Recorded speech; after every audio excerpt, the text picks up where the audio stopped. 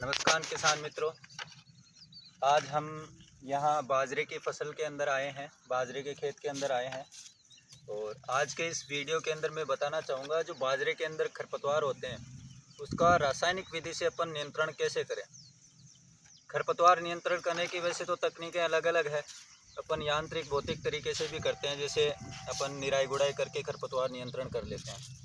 अब अगर मान लो ऐसे खरपतवार जो हैं वो बहुत ज़्यादा हो गए तो इनको अपने को तुरंत कंट्रोल करना है।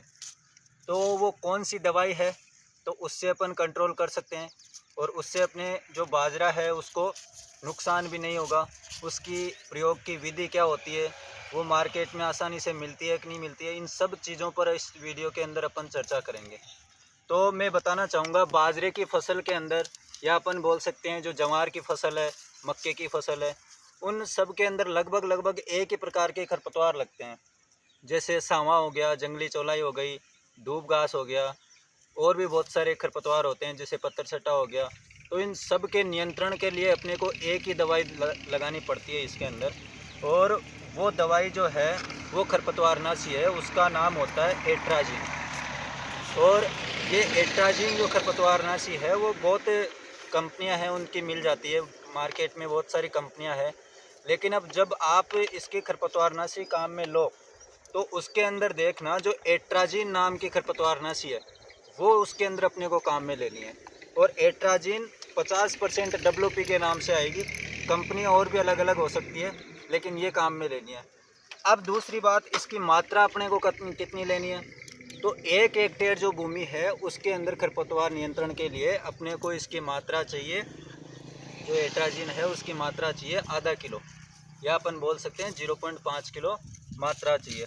अब इसका अपन यूज कैसे करेंगे, तो यूज करने के लिए अपने को जो ये भुरभुरी मिट्टी होती है, जो बिल्कुल सूखी मिट्टी होगी, उस मिट्टी के अंदर मिलाकर अपन छांट सकते हैं। या फिर इसके अंदर अपने को खाद भी देना है या फिर कोई खुराक भी देना है, माइक्रो न्यूट्रिएंट देना है, तो उसके साथ भी अपन इस दवाई को मिला के और आसानी से छांट सकते हैं।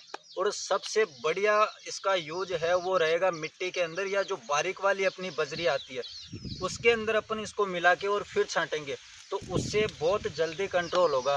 क्योंकि वो समान मात्रा के अंदर लग जाएगी, क्योंकि बाजरा जो है उसके अंदर जो भी खरपतवार है वो बहुत ज़्यादा जब लग जाए तो उसके अंदर अपन क्या करते हैं, गीली मिट्टी वगैरह ले ले तो गीली मिट्टी एक ही जगह जाके गिरेगी। तो उससे क्या होता है, सारे खरपतवारों को वो दवाई नहीं मिल पाती, वो जलते नहीं है। तो कभी कभार क्या होता है, वो खरपतवार पूरे के पूरे यूं के यूं खड़े रहते हैं। तो यूज करने का अपने का तरीका भी जो है वो बहुत सही होना चाहिए, सटीक होना चाहिए।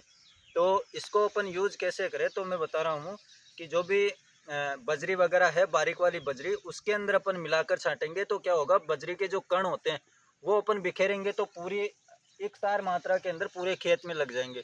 तो जितने भी खरपतवार है वो आसानी से नियंत्रित हो जाएंगे। और आप ये चीज़ ध्यान रखें कि इसका प्रयोग, क्योंकि दुकानदार दे देता है, उसकी जो जिम्मेदारी है वो कंप्लीट हो गई, आपको दवाई दे भी देगा वो कि ये दवाई छांटनी है।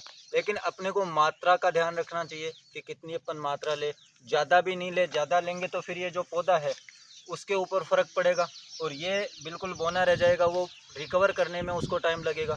कम लेंगे तो खरपतवार नियंत्रण नहीं होगा। तो इन सब चीज़ों का आप ध्यान रखें। और ज़्यादा जानकारी इसके बारे में चाहिए तो डिस्क्रिप्शन में मोबाइल नंबर, व्हाट्सअप नंबर हमारे दिए हुए हैं, उसको आप फॉलो करें और उसके अंदर आप कांटेक्ट कर सकते हैं उन नंबरों से। और ऐसे ही वीडियो, इन्फॉर्मेटिव वीडियो प्राप्त करने के लिए आप इस चैनल को लाइक करें, सब्सक्राइब करें। Thank you.